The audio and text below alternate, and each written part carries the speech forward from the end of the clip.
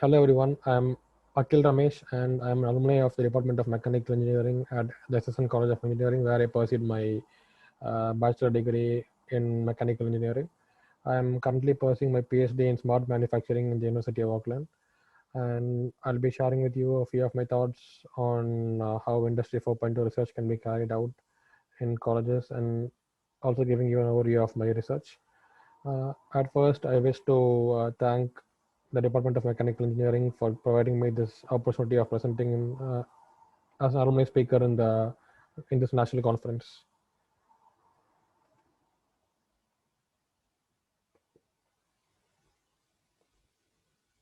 So about myself, I'm a mechanical engineer who studied my bachelor's at SSN College of Engineering from the 2012 to 2016. After pursuing my bachelor's, I proceeded to work with Brakes India Private Limited, which is a part of TVS Group, and I began my career as a process engineer trainee in the shop floor. After which I transitioned to quality assurance department, where I have extensive work experience across the domain of new product quality planning, process audits, and warranty concerns. And in the year 2019, I decided to upskill myself and proceeded to pursue my Master of Engineering Management, specializing in Industry 4.0 with the University of Auckland. My studies were supported by a student scholarship worth $10,000. And uh, during my work experience in India and in New Zealand, I was able to understand the relevancy of smart manufacturing and how we can improve productivity of in mechanical industries through Industry 4.0 technologies. And this motivated me to pursue my Doctor of Philosophy uh, in the same topic. And my Doctor of Philosophy, that is PhD, is funded by a government of New Zealand grant, which allows me to pursue my PhD with an industrial partner. And overall, I have more than 4 years of experience across uh, India and New Zealand in different domains, specifically in manufacturing and manufacturing in quality assurance and operations in business analysis, and also as a technology consultant. So I'll first give an overview of what is Industry 4.0. Basically, industrial revolution can be categorized into 4 eras.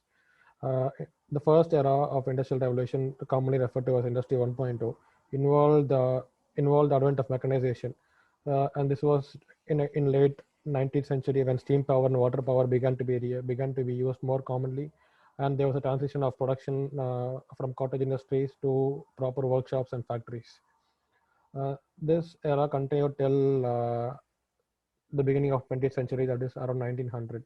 By 1900, early 1900s, electrical power had become more common, and electrical motors began to be used for aiding manufacturing, and and the concept of mass production and assembly line were developed from the automotive industry, specifically from Oldsmobile and Henry Ford. Uh, this led to a new era of of of consumption, and where components began to be produced in huge numbers, and this is termed as Industry 2.0. So Industry 2.0 is categorized by mass production and more is and increased utilization of electrical power. Mass production continued till 1950s, and with the advent of computing and electronics in 1950s, manufacturers began to take advantage of robots and CNC machines, and this caused them to cause more flexibility and productivity in manufacturing. So this era is termed as Industry 3.0, and Industry 3.0 saw a transition from mass manufacturing to mass customization, wherein consumers began to be provided with greater choices, and and components were produced in smaller batches and with more variety. Now we are in the era of Industry 4.0, which aims to leverage the automated systems consisting of computer and electronics, which was common with Industry 3.0, with improved factory intelligence and more connectivity in the manufacturing enterprise, mainly through Internet of Things and cloud computing. This leads to the production of cyber physical production systems, where the physical entity, that is the product or a process, is combined in virtual form to form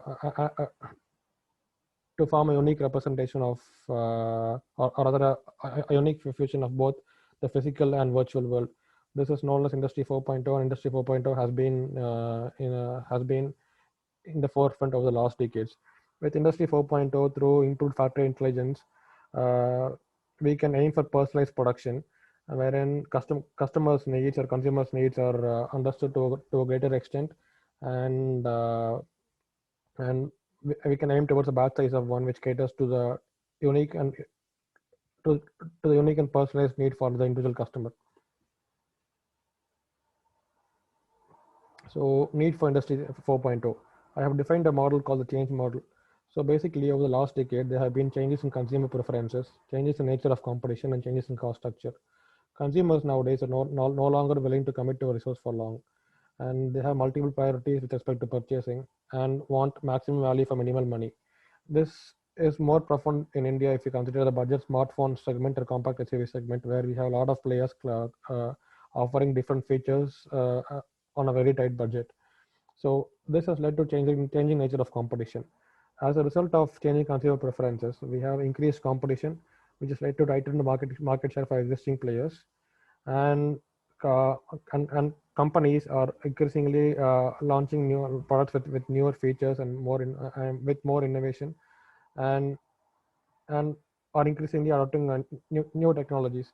For example, 4G assault on Indian mobile phone manufacturers in 2016-17 resulted in companies like Micromax losing their market share because they were simply not equipped with new technologies. So, because of changing consumer preferences and changing nature of competition, uh, companies want to increasingly change their cost structures. Companies want to maintain or improve profitability and reduce operational costs in line with the increased volatility in the markets. They want to improve the asset reliability and utilization, and they also want to shorten the developmental costs and developmental times. That is, they basically want to have faster product development cycles. And companies are also looking to reduce conversion costs. Most often, with the labor loss, direct reduction in labor cost is not possible, and hence they are looking for other opportunities by which they can cut or reduce the conversion costs. So Industry 4.0 can actually provide a solution for all these problems which companies are increasingly facing over the last decade. So the change model solutions. So this is how Industry 4.0 can provide solutions for these problems which companies are increasingly facing.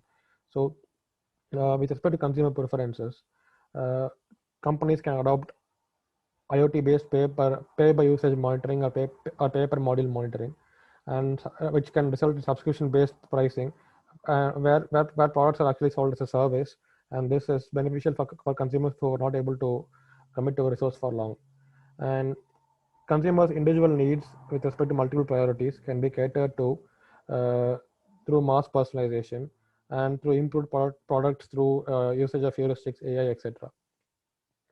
Co- uh, Companies can become more resilient in the market through adopting data analytics, smart modeling using digital twins, which can help them stand out with respect to market disruptions and win customers and hence maintain their position of leadership by offering personalized service.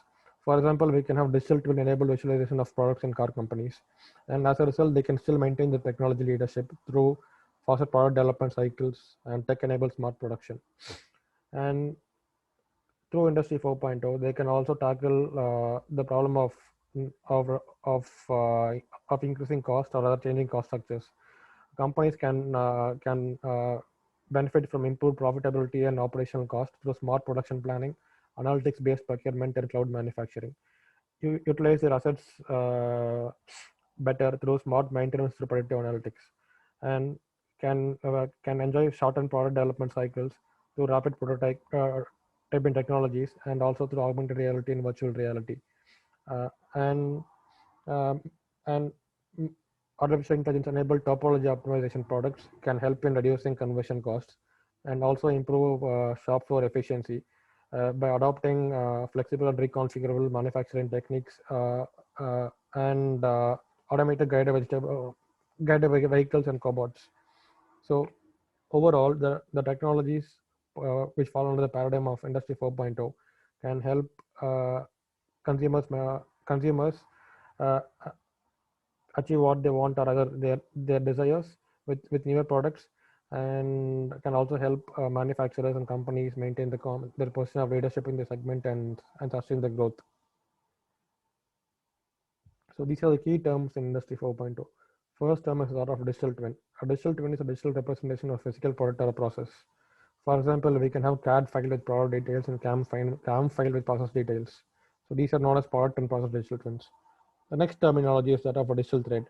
A digital thread is a communication framework which allows information transfer between digital twins.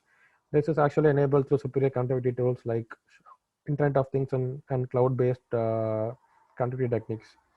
So the digital twin and digital thread together can help in realization of cyber physical production system, wherein a production system is represented by both physical products and processes as well as a virtual representations. So a cyber physical production system involves mechatronics plus the product design, process engineering, and information science. And the next terminology is that of model-based system engineering, which is a methodology which focuses on utilizing models for information transfer rather than through technical documents in form of PDF or through paper. So continuing further on the key terms in Industry 4.0, we have the term of servitization.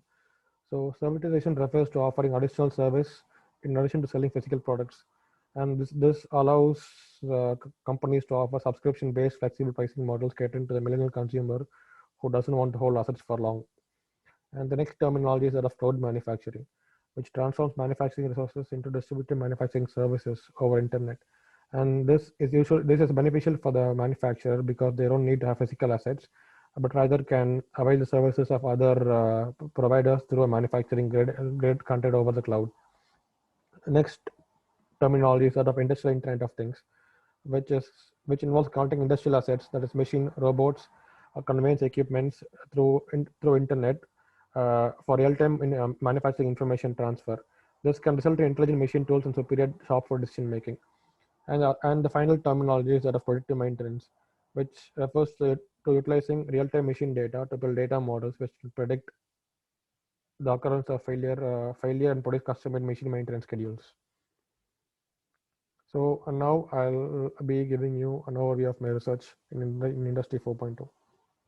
My first project was with respect to realizing an engineering management system for mass personalization. As I mentioned before, mass personalization is about achieving the batch size of one or producing a unique and personalized product.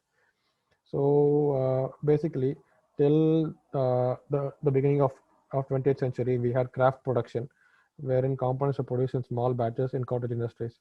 After which mass production took over. This resulted in loss of product variety, but product volume grew tremendously. And since 1960s, companies are increasingly are increasingly taking to mass customization, which in which consumers' individual needs are catered to by offering more variety, and which are produced in smaller batches. Since late 1990s and or rather till since early 2000s, we have personalized production taking over, wherein customers' unique needs are catered to. This could be this could be the this could be their individual preferences such as choice of colors or rather more detailed choices or other preferences with respect to products, etc. So this has led to a problem wherein we have a batch size of one and we have a unique or personalized products to be produced in the shop floor. Now this causes tremendous challenges for manufacturing companies across different domains of organization. With respect to engineering design, if each product is different, then we have to have we need to have a platform which can capture customer requirements more easily. And with respect to production planning, since each product is unique and different, the planners need to have timely knowledge of process specific requirements and also need to know how to adopt production control strategies like Kanban, batch sizing, and ConWhip for maximizing shop floor efficiency. With respect to procurement, since each product is different, this has led to difficulties in production schedules and purchase schedules due to demand fluctuations. And there's also a problem of challenges with respect to change management and supplier management. With respect to manufacturing and shop floor, we have distinct process routing for each product, and the shop floor needs to be responsive enough for dynamic changes in production and orders. The commissioning and installation team would face problems with respect to updated procedures and service history for each product, and they need to have a robust information transfer and traceability mechanism by which after sales support can be provided more easily or rather more effectively. And my research focuses on how an engineering management system for mass personalization can be achieved. And in the next slides, I'll be presenting to you a few of my findings. So first, product design for mass personalization. In mass personalization, each product is different. So we need to cater to the needs of individual customers. This can be uh, this can be catered by means of a recommendation engine which involves AI, machine learning technologies on the basis of a few heuristic rules. So the customer would be provided with a platform through which he can co-design a personalized product. A personalized product will be having a model product architecture, which consists of basic components which are common in all products, on which you have configurable and personalized modules, which can be changed depending upon his or her individual needs. So there'll be a few ground rules which cater, regarding the product architecture, within which the customer would be able to modify or rather uh, co-create his or her own product. So now, once the product is co-created, these would be transformed into bill of materials or other engineering drawings and stored in a PDM and software package. So the PDM and software package would constitute the as and digital twin of the product. So the information captured in PDM would be automatically passed to the ERP system, which will convert the orders, which will convert the information into work orders, which are then sent to procurement, manufacturing, and sales support departments for individual workflows. So automation is key for mass personalization, mainly because it would be no longer feasible to have manual intervention since each product is unique, and when we are producing individual products in massive or rather in huge volumes, it leads to a lot of repetitive work and hence inefficiencies with respect to enterprise planning. So how should a shop floor for mass personalization be structured?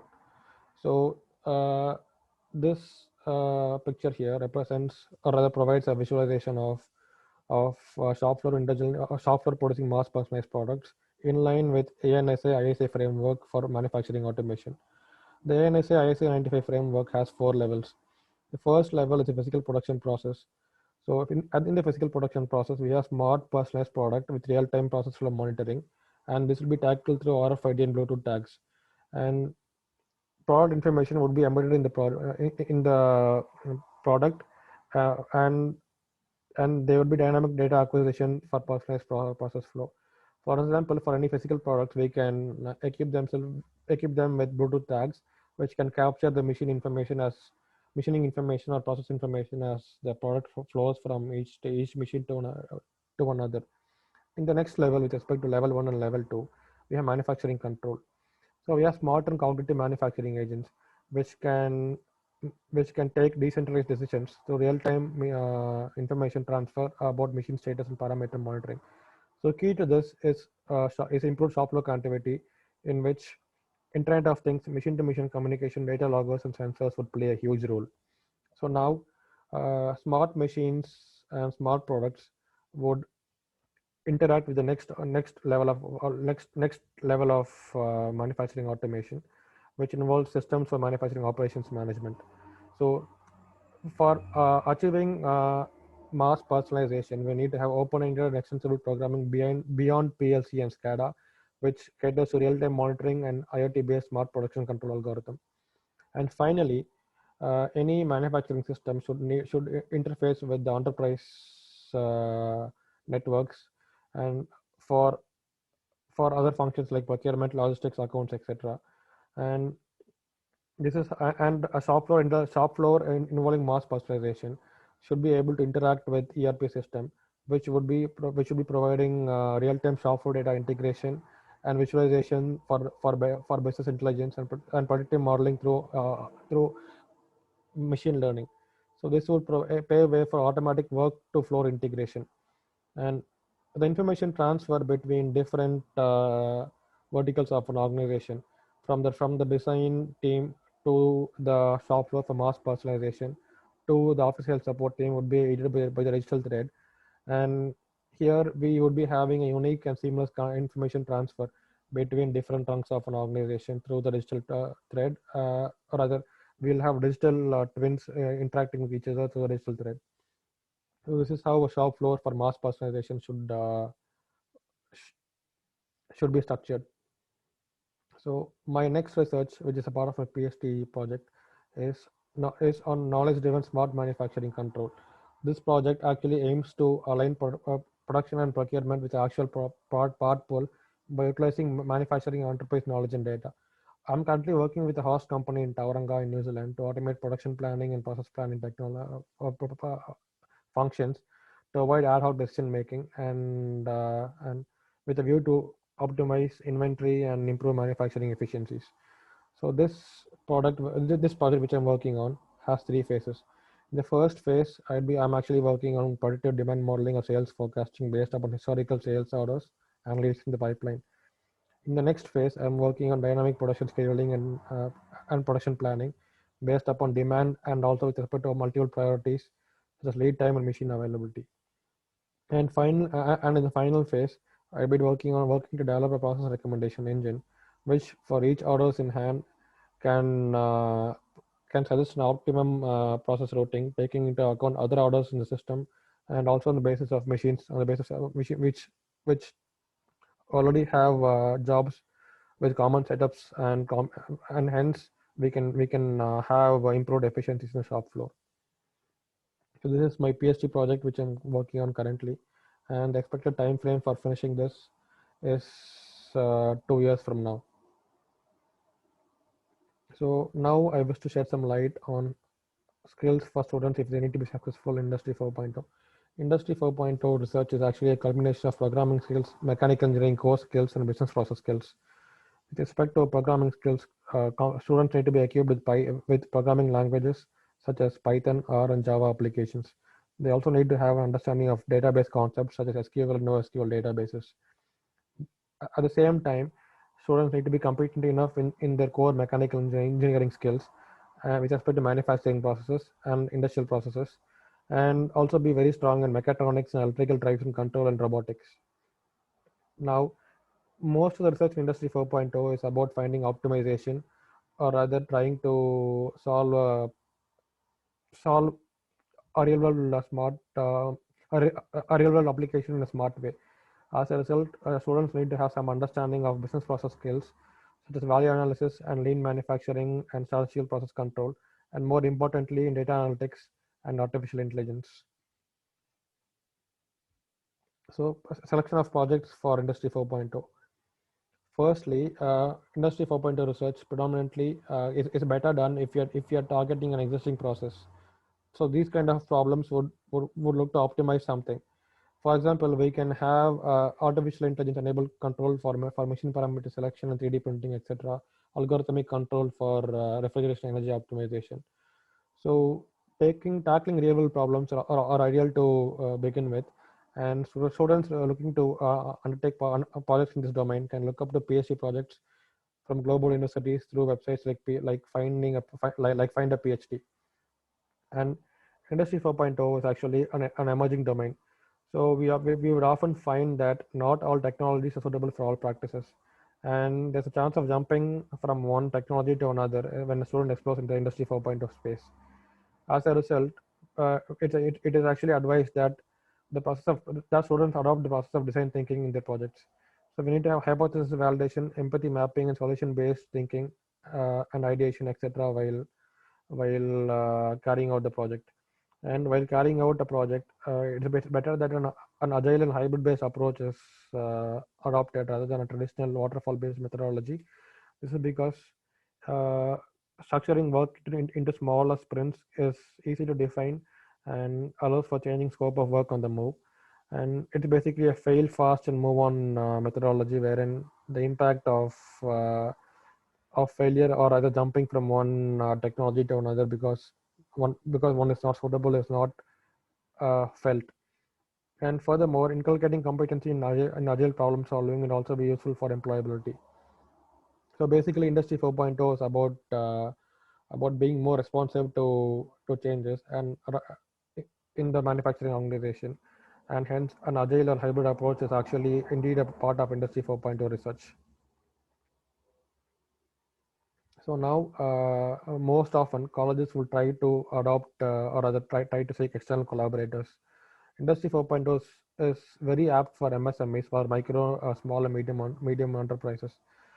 These companies contributing to 6% of India's manufacturing GDP and 45% of India's exports have a lot of problems with respect to liquidity, risk, and cash flow maintenance. And the shop floor involves high manual intervention and less automation.